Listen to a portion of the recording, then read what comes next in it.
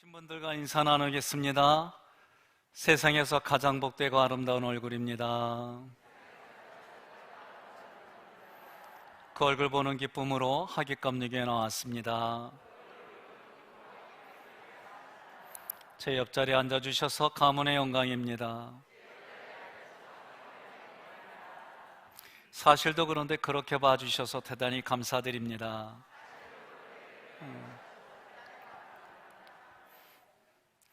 여러분 모두를 주님의 이름으로 환영하고 축복합니다. 이제 애경사들이 많이 생기는데 어떤 분들은 교회에 누가 될까봐 알리지 않고 소수의 그룹으로만 모여서 지인들만 모여서 애경사를 치르는 분들도 계세요. 이렇게 저렇게 듣다 보니까 참 우리를 배려해 주는 것이 고맙기도 한데 또 한편으로는 우리가 신앙의 이름으로 더 적극적으로 개인의 위생도 관리하고 환경도 관리해서 서로 초대하고 인간관계를 더 풍성하게 여기는 일들이 필요하겠다, 이런 마음을 갖습니다. 따라서 여러분들의 애경사가 있을 때에 방역체계도 잘 해주시고 또 그래도 초청을 해서 함께 축복해주고 서로 어렵고 힘든 자리다 보니까 많은 분들이 두려움에 떨어요. 저도 때로는 모르는 환경에 가면 혹시나 이런 생각이 솔직히 있어요. 그러다 보니까 눌리고 어렵습니다. 우리 권사님 손녀딸이 심장이 안 좋아요. 그런데 병원에 가는데 처음으로 외출한 거예요, 몇 달 만에. 근데 이 어린아이가, 소녀가 어머나 꽃이 폈네, 어머나 바람이네, 이 얘기를 흉내내면서 저한테 말씀하는데 제 가슴에 와닿는 가슴이 있었어요. 진한 감동이 있었어요. 각자들마다 이렇게 애경사가 있는데 그래도 가족끼리는 치르잖아요. 그 가족끼리 치르는 영역을 하나님의 이름으로 우리 교회 공동체가 가족의 더 큰 대가족으로 생각하면 서로가 서로의 신뢰를 하고 이런 일들이 필요하다라는 생각을 갖게 됐습니다. 더 이런 생각을 갖게 된 이유를 오늘 말씀을 통해 서로 은혜를 나누려고 합니다. 세계보건기구가 3월 11일 날 세계적 대유행이라는 의미를 둬서 팬데믹, 이 단어를 선포했어요. 지금까지 있었던 것과는 좀 다르게. 그래서 나라들마다 봉쇄했습니다. 국경을 봉쇄하고 바이러스를 싸워가는 중에 있습니다. 우리나라의 국민들도 삶의 자리에서 힘겹게 싸워갑니다. 이 전염병으로 인해서 경제, 문화, 종교, 많은 다양한 부분에 변화를 가져옵니다. 저는 이것을 각자의 자기가 전공하는 관점으로 다가서겠지만 저는 목사입니다. 성경을 해석하고 우리들의 삶에 이런 진단들이 어떻게 진단이 되어져서 예배를 드려야 되는지, 이것이 저의 전공입니다. 그동안 이런 부분에 저도 많이 고민을 못했었어요. 그러나 이제는 이런 현상들을 바라보며 요한계시록의 말씀들이 이렇게 연결이 돼서 갈 수 있겠구나 하는 생각을 갖게 됐습니다. 먼저 요한계시록 17장 17절, 13절로 14절을 연이어 봉독하겠습니다. 이는 하나님이 자기 뜻대로 할 마음을 그들에게 주사 한 뜻을 이루게 하시고 그들의 나라를 그 짐승에게 주되 하시되 하나님의 말씀이 응하기까지 하심이라. 그들이 한 뜻을 가지고 자기의 능력과 권세를 짐승에게 주더라. 그들이 어린 양과 더불어 싸우려니와 어린 양은 만주의 주시요 만왕의 왕이심으로 그들을 이기실 터이요 또 그와 함께 있는 자들 곧 부르심을 받고 택하심을 받은 진실한 자들도 이기리로다. 아멘. 여러분, 4월 둘째 주가 우리 한국에서 지키는 부활주일입니다. 코로나 바이러스 감염증 19로 인해서 많은 고민을 하고 4월 마지막 주로 저는 연기했습니다. 의도는 예배 때문에 그렇습니다. 이 예배를 어떻게 드려야 될까 방역을 준비하고 이것을 위해서 교육자들과 장로님들이 머리를 맞대고 준비해서 건강한 분들이 오면 전혀 건강에 이상이 없도록, 문제 없도록 철저히 준비했습니다. 그래서 3월 첫째 주, 둘째 주는 미추홀구에 확진자가 생기는 바람에 일단 교회를 폐쇄하고 현장에서 교육자들 중심으로 자리를 지키고, 주일날은 우리 장로님들만 오십시오 그랬더니 장로님들이 죽어도 부부와 함께 죽겠습니다 하고 그렇게 예배를 드렸어요. 그리고 나서 예배를 그렇게 2주간 드리고 난 다음에 셋째 주부터는 2부와 3부 예배를 같이 드리십시다 했습니다. 그리고 나서 오늘 1부와 4부까지 다 오픈해서 이제 정상적으로 예배를 드립니다. 그럼에도 불구하고 개인적으로 위생관리를 철저히 해주셔야 됩니다. 우리 교인들 중에는 어린아이의 건강에 문제가 있어서 교회에 나오고 싶어도 못 나오는 부모가 있고, 환경이 갖춰지지 않아서 오지 못하는 분들도 많이 계십니다. 직장의 일로 인해 강제적으로 자기가 격리할 수밖에 없는 그런 분들도 직장 생활하는 분들 중에 많이 있었습니다. 이런 모습들 속에서 저도 때로는 교육자들이 갈 수밖에 없는 상황에 처음에 많은 고민을 했습니다. 김지원 목사님 애들은 초등학생이니까 그래도 고민이 되어지고, 송 목사님 보니까 여기보단 더 어린애들이요, 그러니까 조금 더 긴장이 돼요. 이제 정 목사님이 쌍둥이를 얼마 전에 낳아가지고 그 집 생각하면 야, 정 목사님은 내가 보내는, 이런 마음이 실제가 있었어요. 이런 마음들이 오늘 부모의 마음들이고 여러분들의 마음이 현장에서 일어나는 일들이었습니다. 그런데 이런 쪽에만 접근하고 있다 보면 우리가 잃어버리는 일들이 너무 많아요.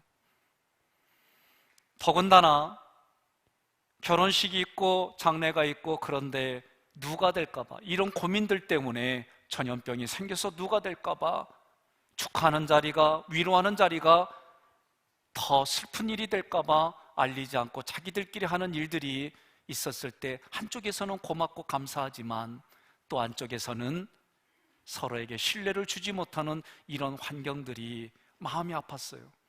여러분들에게 화학약품이 들어가지 않은 물질을 찾아내서 건강에 신경 쓰고, 그리고 방역을 철저히 하려고 하는 이런 몸부림 속에 현재 예배까지 오게 됐습니다. 나라에 공무원들이 와도 전혀 거리끼리 없고, 누가 와도 거리끼리 없는, 그러나 개인의 건강에 위생에 문제가 있는 분들은 아직까지도 신경을 쓰셔서 내가 건강해 다른 사람에게도 건강을 줄 수 있기 때문에 이런 속에서 예배를 드리고 있습니다. 여러분, 저는 한 단계 더 나아가서 이제는 나의 개인의 위생, 가정의 위생, 그 환경의 위생을 철저히 해서 여러분들이 같은 가족 안에서 위로하고 격려하는 일들이 이루어지기를 주님의 이름으로 권면합니다. 오늘 17절의 말씀의 배경은 이렇습니다. 말세가 일어납니다. 말세 때에 하나님이 짐승이란 단어로 표현된 자에게 시대를 맡긴다는 거예요. 그러면 그 짐승이 나타나서 그 짐승으로 인해 강력한 통제가 이루어지고, 강력한 통제가 이루어지면 우리가 서로 살아가기 위해서 매매하는 일들이 이루어질 수가 없습니다. 매매를 하려면 짐승의 표를 받아야 됩니다. 여러분, 마스크를 사기 위해서 어떻게 하셨습니까? 약국에 증을 가지고 가셔야 되지요. 우리는 이 일들이 원활하지 않을 것 같아서 초창기에 장로님들과 의논했습니다. 그래서 여러분들에게 원활하게 마스크를 나눠주려고 구입할 계획까지 다 준비했어요. 한 장에 3,000원씩을 주더라도 이거 해야겠다. 그런데 우리 인천은 그래도 수월하게 살 수 있다는 상황이 돼서 우리가 그 계획은 포기했습니다. 반드시 증을 가져가야만 타지요. 저는 이런 현상들이 앞으로 더 큰 강력한 바이러스가 오고 통제하는 정부가 들어서게 되면 이제는 실제로 우리 삶에 더 힘들고 어려운 일들이 일어날 수 있겠구나. 이런 일들이 요한계시록에 기록이 되어져 있고 이 일들이 이런 일들이 앞으로 이루어지겠구나, 이런 급박한 마음이 저희 안에 들어오게 되어 있습니다. 그 짐승으로 인하여 위기가 오는데, 성도의 삶에 큰 위기가 오는데, 그 위기는 우리가 막지 못해서가 아니라 하나님께서 허락하신 위기입니다. 그때에는 하나님을 믿는다는, 고백한다는 이 내용이 하기 어려운 시대에 배교하는 일들이 일어난다고 이미 예언되어져 있어요. 그러니 배교하는 자리가, 내가 그 배교하는 자를 피하려면 순교자의 자세로, 순교자의 각오를 가지고 살아가면 안 되는 그런 일이 일어날 것이 이제 전조증상들입니다. 저는 고등학교 때에 종말론 설교를 들었어요. 그리고 나서 학교 안 간다고 그랬어요. 이제 종말이 왔는데 무슨 소리냐고 그렇게 제가 했었어요. 저희 아버지가 하는 얘기를, 이제는 내가 아버지가 돼서 여러분에게 이 시대의 종말론을 어떻게 준비하고 다스려야 될지 말씀드리는 거예요. 내일 종말이 온다 할지라도 오늘 사과나무 한 그루를 심으십시오. 이 얘기는 무슨 말이냐? 내일 지구의 종말이 온다 할지라도 우리는 최소한의 경제와 경영을 해야 되고 사람과의 관계를 맺어가며 살아가야 된다는 얘기입니다. 내 삶의 자리를 무시하지 마십시오. 성경은 분명하게 그날이 언제다라고 말하지 않아요. 그러나 전조들이 나타나는 현상들이 생길 때에 개인의 종말은 어느 시대나 있었습니다. 그러나 시대적인 그 시대의 흐름을 보며 성경을 바르게 해석하고 우리가 어떻게 신앙생활을 할지는 목사가 정확하고 바르게 여러분들에게 진단해 줘야 될 것 같아요. 한때는 이런 얘기 저런 얘기 하게 되면은 그게 무슨 정치적인 발언이나 이런 것 때문에 의도적으로 뺐는데, 이제는 그렇게 할 시대가 아닙니다. 시대에 흘러가는 문화, 시대에 흘러가는 정치, 시대에 흘러가는 군사적인 걸 보면서 성경이 말하는 그때가 아닌가 경각심을 가지고 각자의 신앙생활을 새롭게 하지 않으면 이제 짐승의 표를 받아서 생활하지 않으면 안 되는 그 시대가 오는 것을 성경이 말하고 믿으셔야 합니다. 이제 여러분들이 이제는 마스크 하나만 하는 것이 아니라 조금 더 여러분들이 해외의 지인들에 연결되는 데 가보십시오. 소리를 들어보십시오. 그러면 사는 것 때문에 물건을 사려고 해도 이제는 통제된 사회에서 그들이 먹을 걸 살고, 이런 일들이 앞으로 의학계에서도 더 큰 바이러스가 온다라고 예견하고 있고, 우리의 살아가는 문화 여러 가지 속에서 이런 일들이 이루어진다면 영적인 것을 믿는 여러분과 저는 이것을 어떻게 해석해서 해야 될까? 이런 일들이 이루어진다면 교회는 어떻게 준비해야 될까? 개인은 어떻게 준비해야 될까? 오늘 부활의 메시지가 여기에 초점을 두고 함께 드리려고 합니다. 여러분, 오늘 저는 이 부활의 메시지가 우리의 예배가 회복돼야 되겠다라고 선포하는 거예요. 위기에서도 하나님은 어떤 분이시느냐? 그 위기를 주시는 하나님은 이기는 하나님이시고, 이기는 하나님이 오늘 17절과 13절과 14절에 이기게 하는 성도가 있다라고 말씀하시는 거예요. 그러므로 여러분과 저는 내 개인이 이기는 성도일까? 우리의 가정은 이기는 가정일까? 우리의 교회는 이기는 교회일까? 여러분 자문해 보셔야 됩니다. 무조건 현장에 나오는 것만이 옳다라고 말하는 게 아닙니다.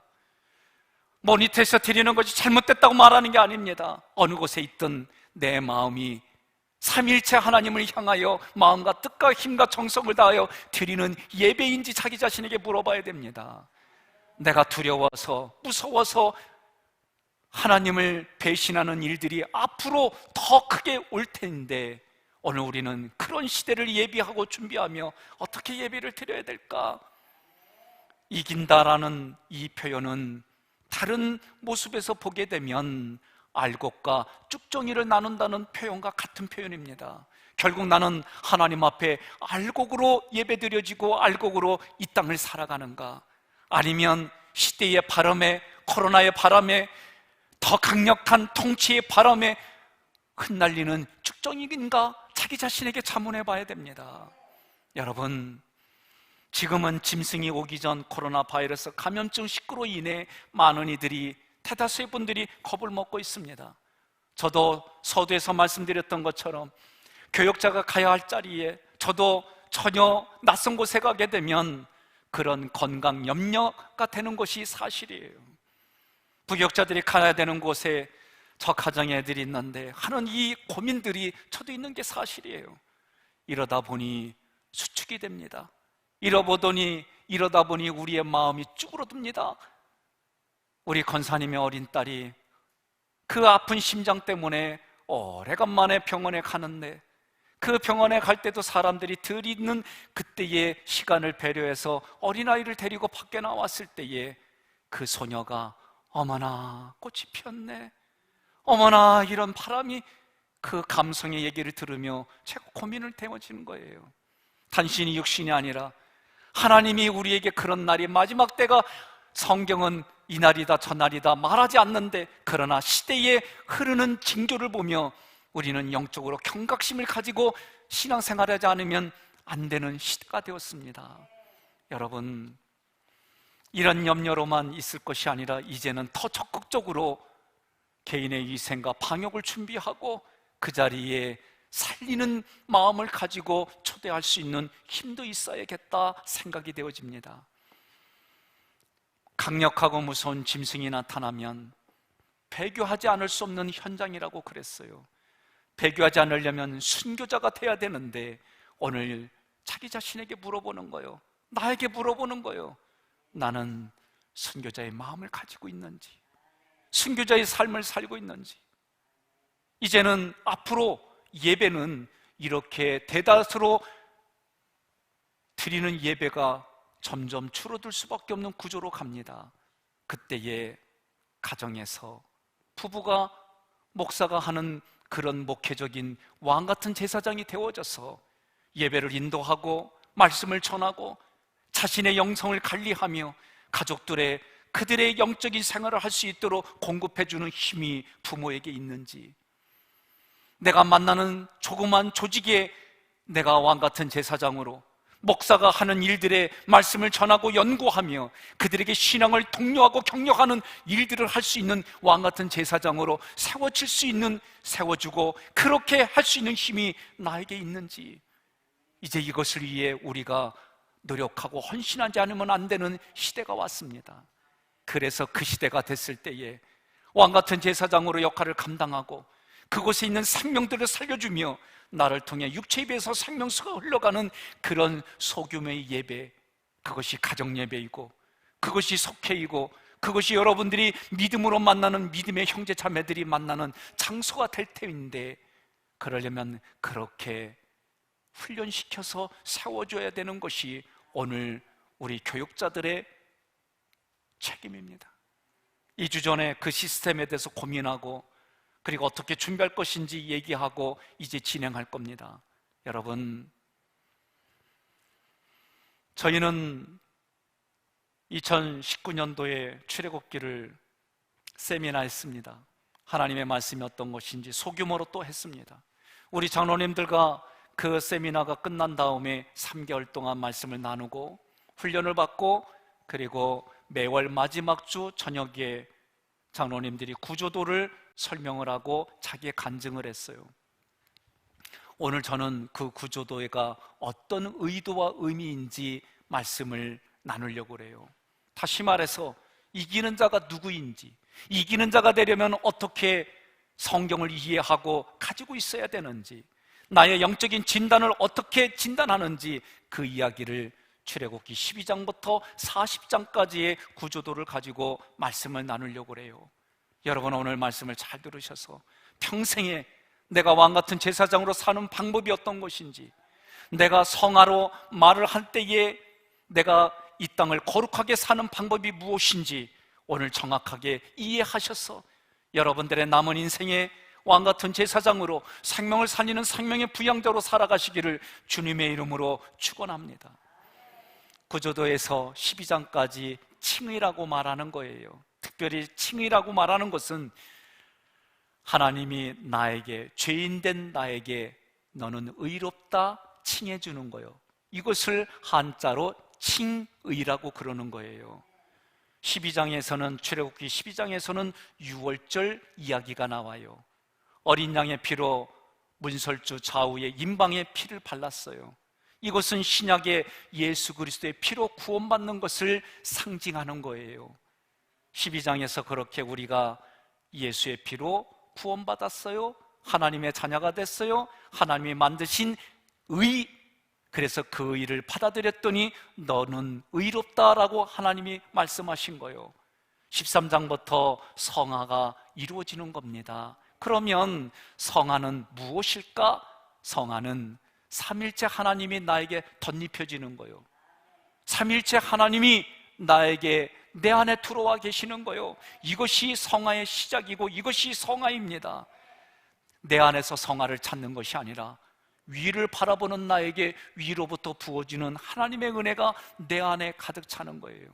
그러면 여러분, 세 가지의 정신이 우리 안에 있어야 돼요. 성부 하나님과의 관계, 성자 하나님과의 관계, 성령 하나님과의 관계를 여러분 잘 맺으셔야 됩니다. 이것이 먼저 돼야 내가 이웃 간의 관계를 맺어가고 이끌어가고 영향력을 줄 수 있는 사람이 되는 거예요. 먼저 성자 예수님과 관계를 맺는 게 뭐냐? 그것이 예배예요. 여러분, 예배는 하나님으로부터 공급을 받는 게 예배의 의미예요. 다른 표현으로 하면 하나님께 공급받는 게 예배예요. 그러므로 여러분과 제가 매일의 삶의 예배가 있어야 돼요. 하나님과 나의 교통이 있어야 되는 거예요. 이것이 여러분 예배의 생명입니다. 예배는 내가 형식적으로 드리는 것이 아니라 마음과 뜻과 힘과 정성을 다하여 하나님을 사랑하는 표현이 예배인 겁니다. 그러므로 여러분과 제가 이 땅에 하나님으로부터 공급을 받으려면 이 예배가 회복이 돼야 되는 거예요.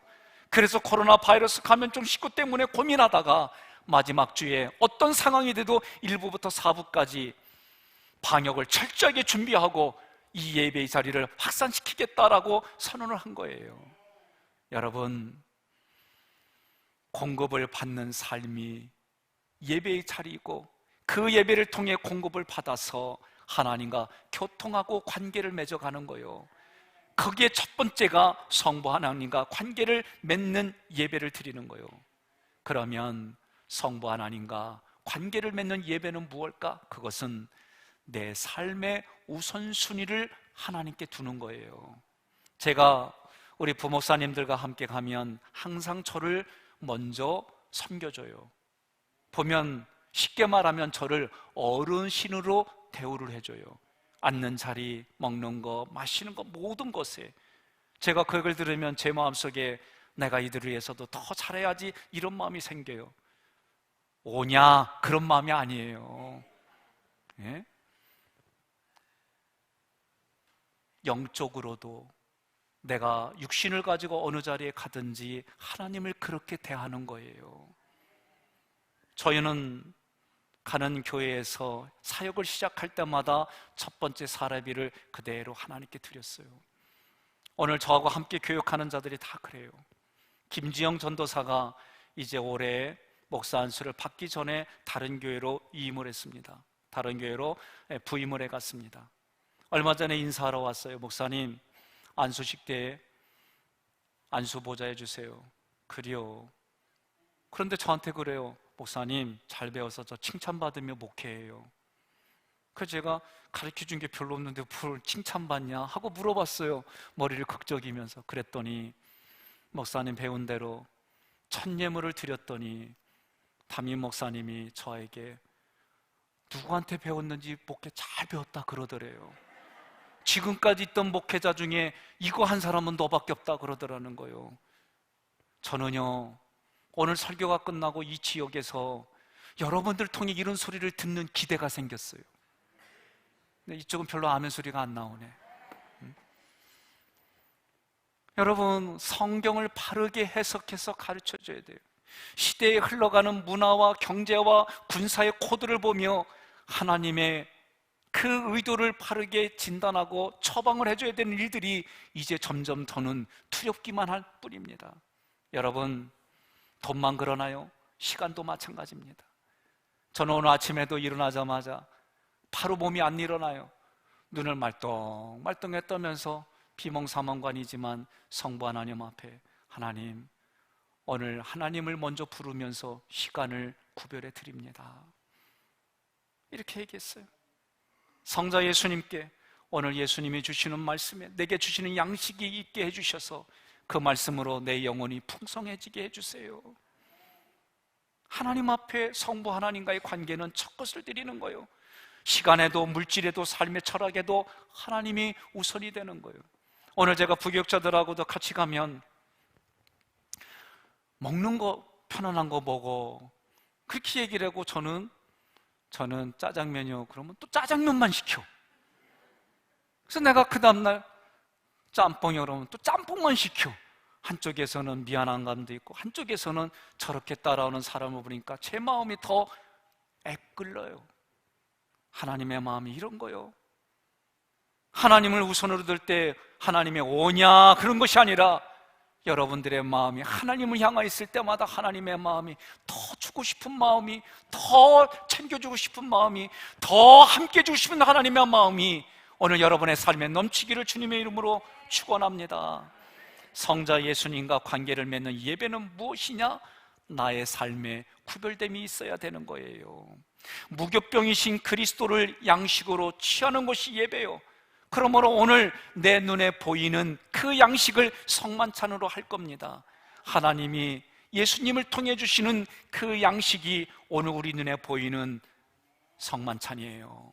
이 성만찬을 통해서 여러분들 나에게 매일의 삶에 내 양식이 무엇인가 고민해 보셔야 돼요.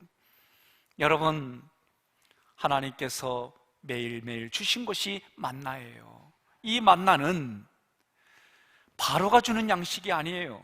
가나안에서 내가 경작해서 얻는 양식이 아니에요. 하나님이 주시는 양식이에요. 그것이 만나였습니다. 만나가 예수 그리스도예요. 그러므로 예수 그리스도와 관계를 맺는 예배는 오늘 나에게 주시는 말씀이에요. 그 말씀을 형식적으로만 읽는 것이 아니라 나에게 양식이 돼서 그것이 나의 힘의 공급이 돼서 이 땅을 생명의 부양자로 살아가는 거예요.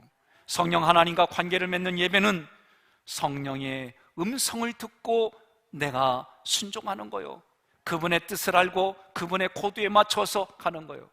먹는 것도 저에게 맞춰주는 이분들을 보면서 우리가 하나님의 음성을 음식으로 받아들여서 그분의 코드에 맞추는 삶이 성령님과 함께하는 거예요. 여러분, 성령님과 함께 할 때에 성화의 개념을 우리가 성화라고 하는 이 단어를 윤리와 도덕의 수준에만 머무르면 안 돼요. 왜?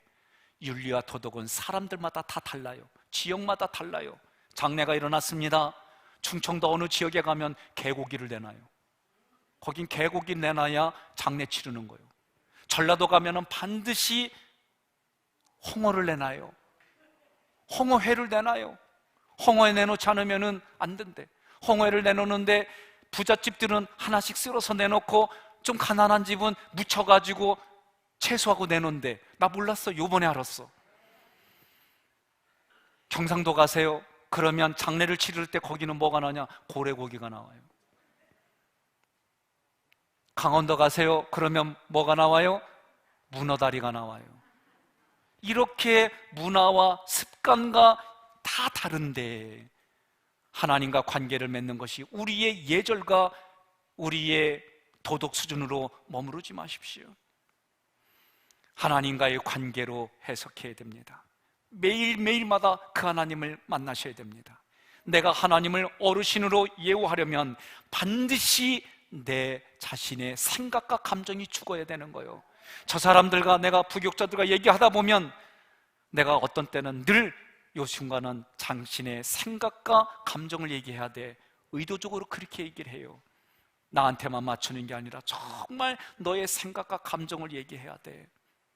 삼일체 하나님을 어르신으로 섬기려면 나의 생각과 감정을 내려놔야 되는 거예요. 이것이 자기 부인이고 이것이 출애굽기 13장의 홍해바다를 건너는 사건이 되는 거예요. 여러분, 이렇게 홍해를 건너야만 자기 부인이 되어져야만 성숙한 신앙이로 가는 훈련을 받을 수 있는 거예요. 성숙하고 성장하는 믿음의 훈련이 뭐냐?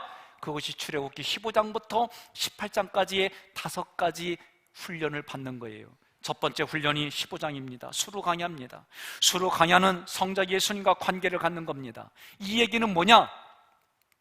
나의 기대가 무너졌어요. 나의 기대가 무너지면 모든 사람들이 대부분 다 원망불평합니다. 내가 이러려고 했던가? 예?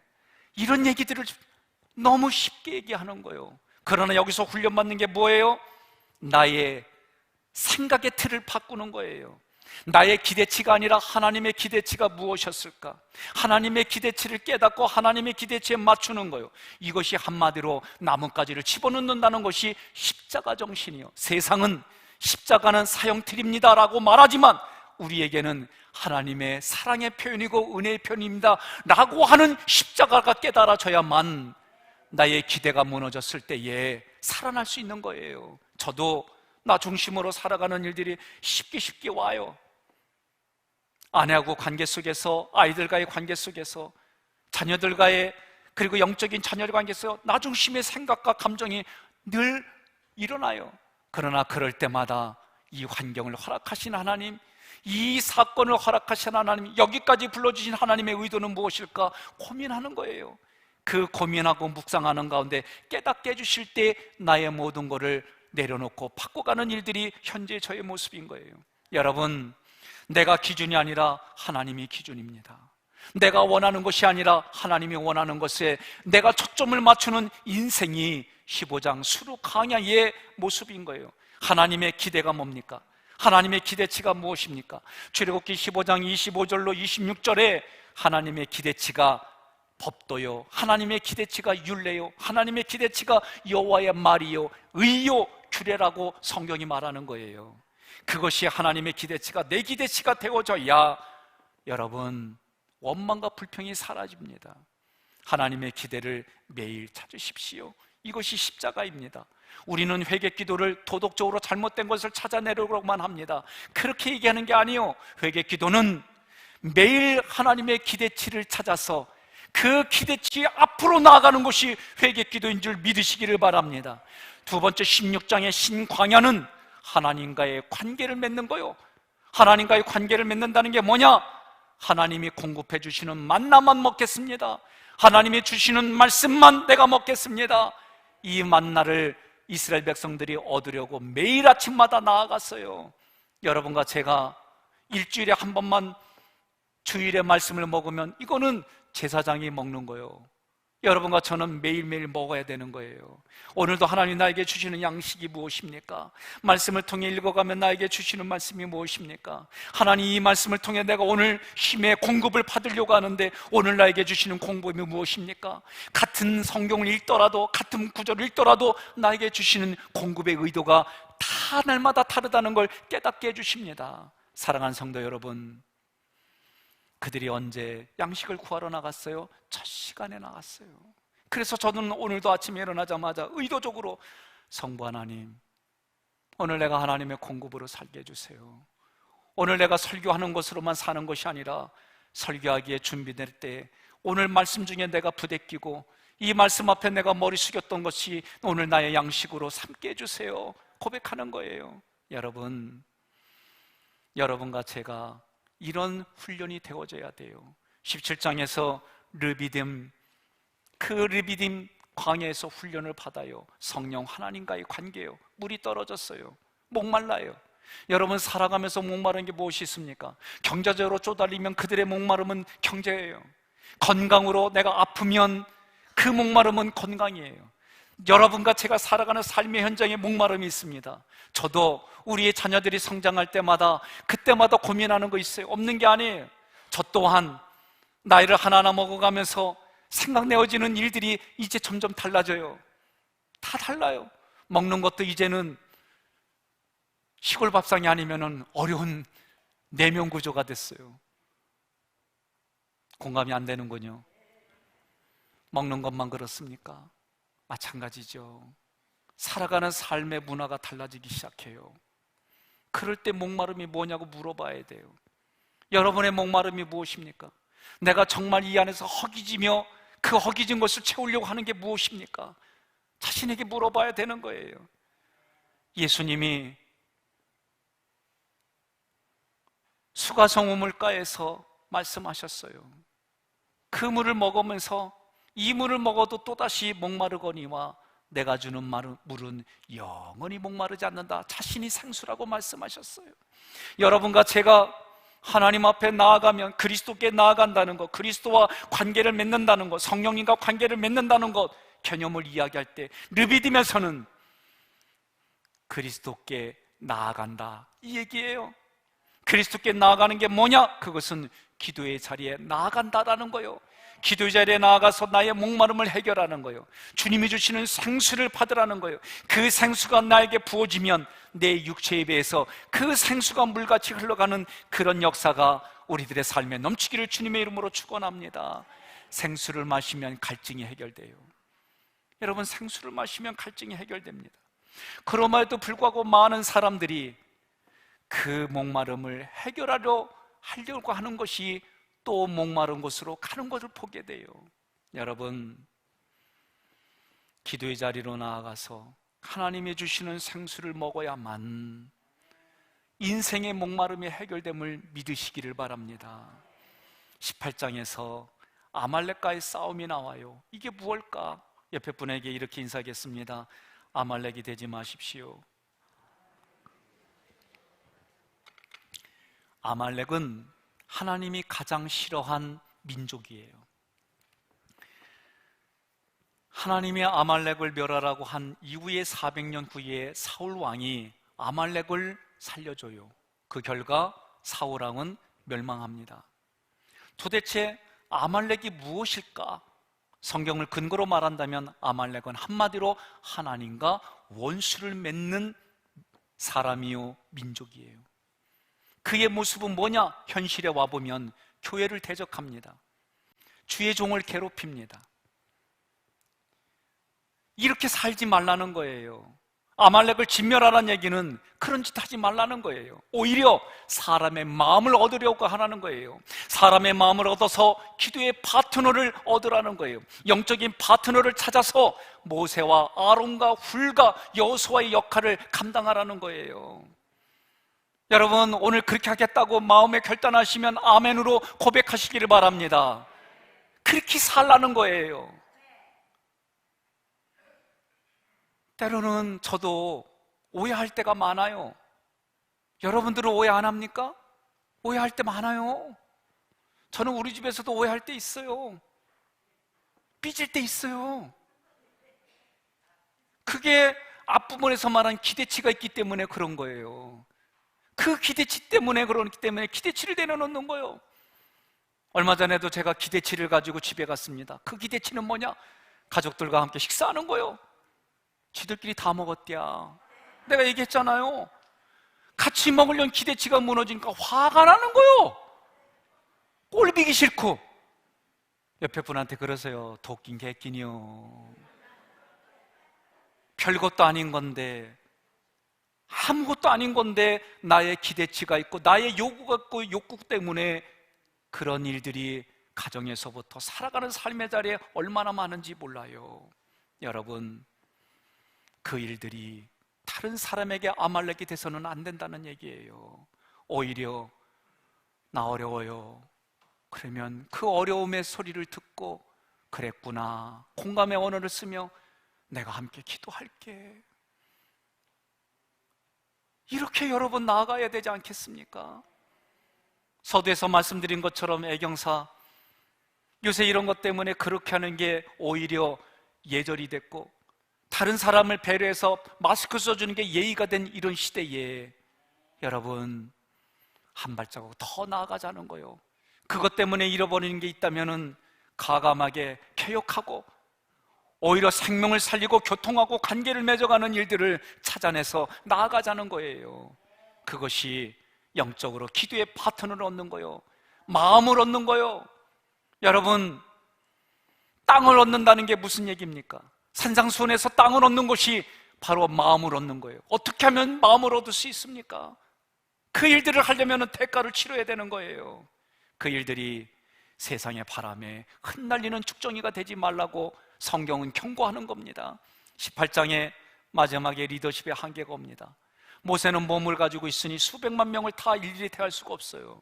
저도 마찬가지입니다. 부교육자들을 철저하게 교육하고 섬기고 가르치고 관리하고 이런 여러 가지 걸 종합적으로 인격으로 하면서 오늘 우리 지도자가 되는 장로님들을 그렇게 하고 제가 할 수 있는 영역에 그 부분들을 하고 그분들이 그렇게 교육받고 훈련을 받아서 내가 또 다른 이들에게 그렇게 흘러가는 게 신앙의 4세대로 흘러가는 거예요. 오늘 이제 마지막 시대에 여러분들을 그렇게 훈련시킨 일들이 이제는 내가 1세대가 되고 2세대를 만들고 3세대를 만들고 4세대를 만들어서 다가오는 짐승의 때를 준비하고 대비하지 않으면 이제 더 강력한 통제체제가 오고 강력한 바이러스가 오면 추풍낙엽처럼 쓰러지는 신앙인들이 여기저기에서 많아질 거다라고 바라보는 거예요. 사랑하는 성도 여러분, 18장의 리더십은 교회의 몸을 만드는 거예요. 머리신 예수 그리스도를 중심으로 우리가 같이 함께 몸을 만들어 가는 거예요. 여러분, 못을 받는 망치를 해보셨습니까? 망치질을? 제가 망치질하다 잘못해서 손을 찍었어요. 찍음과 동시에 제가 보면서 시퍼렇게 되면서 이야, 시퍼런 게 멋있다, 난 이렇게 말한 적 한 번도 없어요. 때리자마자 누구한테 화는 못 내겠고 내가 잘못해서 맺는데 얼마나 아파요. 끙끙대도 아픈 건 아픈겨.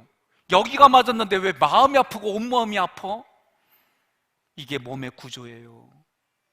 눈이 기쁜 걸 봤어요. 눈이 기쁜 걸 봤는데 왜 입이 침에서 질질 흐르고 먹고 싶고 마음이 기뻐요? 이게 몸의 구조예요. 그래서 오늘 이후로 여러분들이 희노애락을 누릴 때에 이런 분위기 때문에 내가 내 가족들만 챙기고 우리가 했던 이 생각들을 교회가 큰 가족의 공동체라고 생각하고 내가 좀 더 위생도 준비 깔끔하게 하고 누가 오든지 간에 잘 만들어서 그 자리에 초대하고 함께 기쁨을 누릴 수 있는 그 자리까지 나아가자는 거예요. 지금 세상은 이런 방법으로 가면은 나타나는 현상이 뭡니까? 마음이 다 우울해지는 쪽으로 가게 돼 있어요. 가끔 뉴스를 보면 정신과 의사들이 나옵니다. 이제는 여기까지 배려하는 일들이 있지요. 우리는 육신과 우리의 마음을 뛰어넘어 영적인 부분들이 하나님으로부터 공급을 받아서 이 공급을 받은 힘과 능력으로 타인들에게 예수의 씨를 심어주고 선한 것을 흘려보내는 그런 자리까지 가자는 거예요. 이것이 리더십의 한계가 왔을 때에 그거를 다 보다듬어주고 채워주는 역할이 몸의 역할인 거예요. 여기가 아팠어요. 온몸이 같이 아파요. 마음도 아파요. 내 눈이 즐거워요. 온몸이 함께 즐거워하는 것처럼 우리 교회도 그런 일들이 가능할 수 있도록 여러분 마음을 열고 개인의 희생을 잘 준비하고 환경을 준비해서 그 자리에 초청할 수 있는 힘과 능력의 신앙의 힘이 있기를 주님의 이름으로 축원합니다. 이런 일이 이루어지려면 앞부분에서 얘기했던 신강야, 수르강야, 르비딘강에서 삼일체 하나님과의 관계를 정확한 그 스피릿을 가지고 그 정신을 가지고 그리고 그것이 내 몸을 통해 내 언어를 통해 나의 모든 걸 통해 타인에게 흘러가는 일들이 자연적으로 갖게 되는 겁니다. 19장부터 24장까지는 시내산에서 말씀하시는 하나님이에요. 광야에서 말씀하시는 하나님과 차이가 있어요. 광야에는 하나님이 찾아오셨어요. 그러나 시내산으로는 모세를 불렀어요. 무슨 말이냐? 여러분과 제가 이제는 진리의 시스템으로 들어가는 거예요. 하나님의 말씀 안으로 들어가는 거예요. 여러분, 이제는 혼자 신앙생활하는 일들이 올 수밖에 없습니다. 그런 일들이 오기 전에 여러분이 진리의 시스템에 들어가서 내 혼자가 이제는 하늘의 영광이 나의 영광이 되고 하늘의 소망이 내 소망이 되고 하나님이 생각과 뜻이 나의 생각과 뜻이 되어져서 여러분 개인이 왕같은 제사장으로 여러분 개인이 성숙한 신앙인으로 영적인 부모가 돼서 이제는 그런 시대가 곧 도래합니다. 여러분, 코로나 바이러스 감염증 19로 인해서 앞으로 있을 일들의 전조 증상을 보며 현장을 중심히 여기고 여러분들이 극단적으로 치추지 마시며 내 삶에 그 살아가는 삶의 균형을 이루어가며 영적으로 긴장하여 다른 이들에게 선한 영향력이 흘러가는 우리 모두가 되기를 주님의 이름으로 축원합니다. 25장부터 40장 이 모든 결론이 뭐예요? 성막을 만들기 위한 거예요. 성령이 거하는 성전, 우리의 성막을 만들려면 이것이 성하고, 성화의 마지막 목적이 뭐예요? 하나님이 거하시는 전으로 만들기 위해서 하나님이 출애굽기로 모든 성경을 통해 이것을 우리에게 지금도 선포하시는 거예요. 베드로전서 2장 4절로 5절에 보면 예배란 산돌이신 예수님을 만나서 예수님이 먼저 제물이 되셨던 것처럼 이제는 예수님을 통해 내가 제물이 됩니다. 예수님이 제단이 성전이 되셨던 것처럼 이제는 내가 성전입니다. 예수님이 제사장의 역할을 감당하셨던 것처럼 이제는 내가 제사장입니다. 이것이 예배의 결과인 거예요. 그러므로 여러분과 제가 예배를 통해 하나님으로부터 공급을 받는다면 이제는 이 문을 열고 나갈 때마다 하나님, 내가 예배자입니다. 내가 제물입니다. 내가 성전입니다. 내가 제사장입니다. 내가 생명을 살리는 생명의 부양자입니다. 이 고백이 진정으로 예배를 드린 자의 고백이 나와야 되는 거예요. 여러분, 예배를 중에 예배를 통해서 예수님과 동일시 되고 예수님께 동화되어져서 그 결과로 이제는 예수님이 하신 말씀이 내 삶을 통해 흘려보내는 여러분과 제가 되는 거, 이것이 예배의 결론입니다. 그 예배의 결론을 가지고 여러분과 제가 이 땅을 성전으로 지금을 살아가는 거예요. 성막은 하나님의 명령으로 모세가 제작했지만 예수님도 하나님의 명령으로 우리 안에 성막을 지었는데 히브리서 3장에서 뭐라고 그래요? 모세는 집을 맡은 사환이고 예수님은 그 집의 주인이라고 그랬어요. 여러분, 주인이 되어져서, 예수님이 내 주인이 되어져서 여러분과 제가 이제 성소 안에 들어가면 여러분과 저에게는 내가 하나님께만 드리는 분향단이 있어야 되고, 내가 하나님께만 드리는 성령의 조명이 있어야 되고, 내가 하나님께만 먹는 떡상이 여러분의 내면의 구조에 다 있어야 되는 거예요. 그랬을 때 어디로 들어갈 수 있어요? 지성소로 들어갈 수 있는 거예요. 지성소에 들어가면은 언약궤가 있습니다. 언약궤 안에는 감추인 만나가 있습니다. 감추인 만나의 상징은 뭐요? 하나님이 공급자다, 그 얘기예요. 여러분, 이제 앞으로는 교회가 이걸 못해주는 시대가 옵니다. 영상으로 준비를 해도 이제는 그런 일들이 쉬워지는 시대가 되지 않을 수 있습니다. 그럴 때에 여러분 자신이 공급자가 되어줘야 되는 거예요. 내가 공급해 줄 수 있는 힘이 있어야 되는 거예요. 내가 일해서 처자식을 먹여 살리고 배우자와 자녀들을 먹여 살릴 수 있는 힘이 오늘 감추인 만나를 통해 하나님이 나의 공급자입니다, 이 고백이 있어야 되는 거예요. 아론의 쌍난 지팡이는 나의 목자를 어떻게 예우하고 있는가, 위기질서에 순종하는가, 여러분 기억해 보십시오. 저도 여러분들이 참 많이 도와주십니다. 그런 마음을 가지고 있을 때마다 저희들이 작은 걸 할지라도 교육자들이 잘 나눠요. 작은 걸 할지라도 서로 기쁨으로 함께하고 그렇게 해요. 이들이 저한테 그렇게 할 때마다 저도 나에게 목자에게 그렇게 해요. 조정기 원로 목사님으로부터 내가 섬기는 또 다른 지금까지 있었던 그런 목회자들 관계, 그래서 나도 물어보는 거예요. 나에게 목자가 누구인가? 육체를 가지고 있는 나의 목자는 누구인가? 하나님이 나의 목자이신데 이 땅에 내가 섬길 목자는 누구인가? 여러분, 그 고백이 되는 거예요. 여러분에게 그런 목자가 있어야 되는 거예요. 그리고 그 목자를 통해 내가 다른 이에겐 또 다른 목자가 되어져서 이 땅을 살아가는 거예요. 많은 훌륭한 목사님들이 그들의 마지막 때 왜 무너지느냐? 어떻게 보면 멘토가 없기 때문에 그래요. 그분에게 목자가 없기 때문에 그런 거예요. 사랑하는 성도 여러분, 그 언약궤 안에는 돌비가 있는데 이 돌비는 하나님을 사랑하고 이웃을 사랑하는 거예요. 하나님께는 예배를 통해 마음과 뜻과 힘을 정성을 다하는 거예요. 사람은 존대하는 것으로 나타나는 거예요. 이런 일들이 어디서? 내 마음에서, 그리고 이 현장에서. 저도 미국에 있는 분들과 때로는 통화를 합니다. 그런데 얼굴을 맞대고 할 때와 통화를 할 때가 차이가 있는 것처럼 여러분들이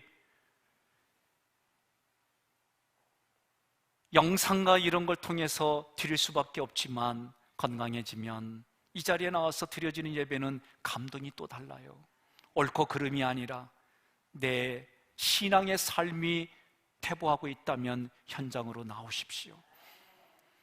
또한 오늘 나눠진 이 말씀을 통해 삼위일체 하나님과의 관계를 잘 맺으셔서 나와 우리를 통해 다른 이들에게까지 선한 영향력이 흘러가는 예배자로 살아가시기를 바랍니다. 오늘 부활을 맞이해서 우리는 부활의 신앙이 무엇인지, 성화가 무엇인지, 그것이 이기는 자라고 말하는 내용이 무엇인지 오늘 말씀을 전했습니다. 오늘 이 시간 이러한 것을 우리의 예식을 통해 함께